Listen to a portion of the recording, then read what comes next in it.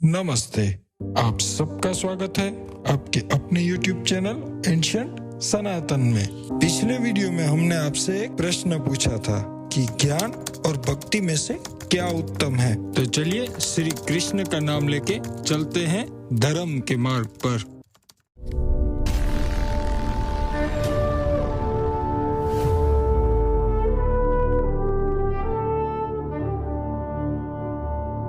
ज्ञान और भक्ति।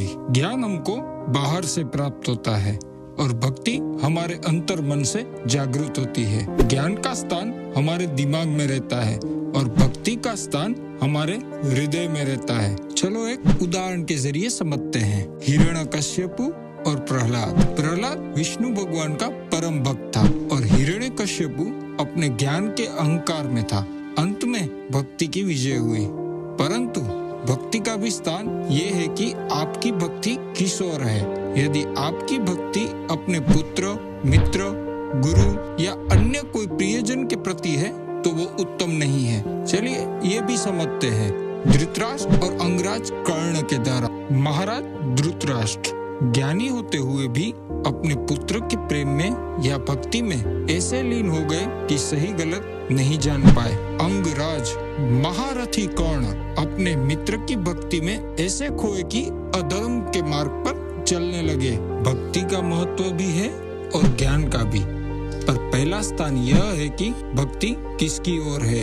यदि भक्ति ईश्वर की ओर है तो वह संसार में सबसे उत्तम है, ज्ञान से भी।